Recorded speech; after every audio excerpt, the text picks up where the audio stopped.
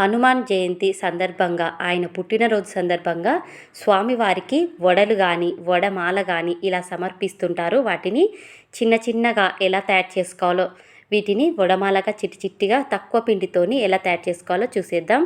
ఇక్కడ నేను పొట్టు తీసిన మినప్పప్పు తీసుకుంటున్నాను. మినుములు ఉంటే కూడా వేసుకోవచ్చు, కానీ అవి కొంచెం లేటుగా నానతాయి కాబట్టి నైట్ నానబెట్టుకుంటే సరిపోతుంది. ఇలా పొట్టు తీసినటువైతే 3 గంటలు ఈజీగా తొందరగా నానిపోతాయి.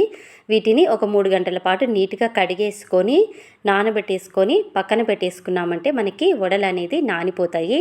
ఇక్కడ నేను 1.5 కప్పు మినప్పప్పు వేశాను. వీటిని మంచినీళ్ళతో కడిగిన తర్వాతకి ఇంకొకసారి ఇలా నీట్గా కడిగేసుకొని మంచినీళ్ళు పోసిపెట్టి మూత మూసి ఒక 3 గంటల పాటు పక్కన పెట్టేసినామంటే బ్యాల్ అనేది మనకి ఈ విధంగా చూపిస్తున్న విధంగా నీట్గా నానేస్తాయి. ఇలా అంటే విరిగిపోవాలి బ్యాల్ అనేది మనకిప్పుడు. ఇప్పుడు ఒక జాలి గిన్నె తీసుకొని ఈ బ్యాల్ అనేది ఇలా జాలి గిన్నెలోకి వడబోసేసుకొని వాటర్ అలా ఇంకిపోయిన తర్వాతకి స్వామివారికి ఎంతో త్రిపికరమైన వడలండి. చాలా చిన్నగా ఎంత చిన్న కావాలంటే అంత చిన్నగా చేసేసుకోవచ్చు, అంత పర్ఫెక్ట్గా వస్తాయి. ఇప్పుడు మిక్సీ జార్ తీసుకొని ఇలా మిక్సీ జార్లోకి వేసేసుకొని చూపిస్తున్న విధంగా మెత్తగా ఇలా బరకగా పట్టేసుకోవాలి. ఎక్కువ పూర్తి మెత్తగా ఉండాల్సిన అవసరం లేదు, ఈ మాత్రం లూజ్ ఉంటే సరిపోతుంది. మరి ఎక్కువ లూజ్ ఉందంటే మాత్రము చిన్న వడలు అనేది చేయనీకే రాదు.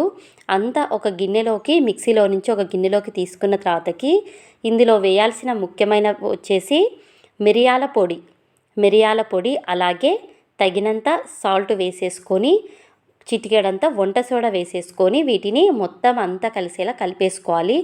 వంట సోడా అనేది నేను చూపించడం మర్చిపోయాను.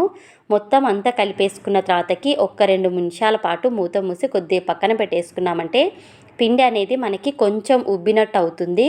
ఇక్కడ చూపిస్తున్న విధంగా కాటన్ క్లాత్ తీసుకొని వాటర్లో తడిపేసుకొని ఇలా ఒక కప్పుకు పెట్టేసుకున్నామంటే ఇలా మొత్తాన్ని కప్పుకు పెట్టేసి ఇలా వెనక్కి పెట్టి క్లాత్ని ఇలా తిప్పేసుకున్నామంటే మనకి ఇది అనేది వడలు వేయడానికి చాలా ఈజీగా వచ్చేస్తాయి.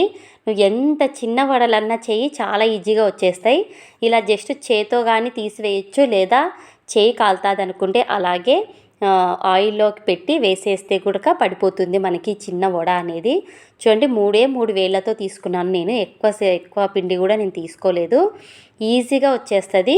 చాలా చిన్న వడలు వచ్చేస్తాయి. ఈ విధంగా చేసామంటే చేతో వేసినామంటే మనకి షేప్ అవుట్ అనేది సరిగ్గా రాదు, రౌండ్ అనేది సరిగ్గా రాదు. చేతోని ఎంత చిన్నగా వేసినామంటే అంత చిన్నగా రాదు అసలు. ఇలా వేసామంటే చాలా ఈజీగా వచ్చేస్తాయి.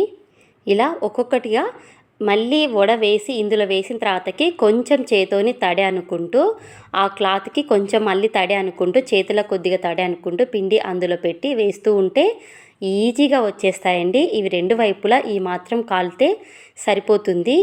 ఒక జాలి గిన్నెలోకైనా సరే ఒక బౌల్లోకైనా సరే అన్నిటినీ ఇలా రెడీ చేసేసుకొని వేసేసుకోవడమే. ఇవి 108 లాగా మాలకుట్టైనా వేస్తారు, లేదా నైవేద్యంగా అయినా స్వామివారికి సమర్పిస్తారు. స్వామివారికి సమర్పించిన తర్వాతకి పిల్లలకు కానీ పెద్దలకు కానీ ఈ నైవేద్యాన్ని అందరికీ పంచుతారు. హనుమాన్ జయంతి అంటే ఆయన పుట్టినరోజు. ఈ వీడియో మీకు ఉపయోగపడినా నచ్చిన ఒక లైక్, షేర్ అండ్ సబ్స్క్రైబ్.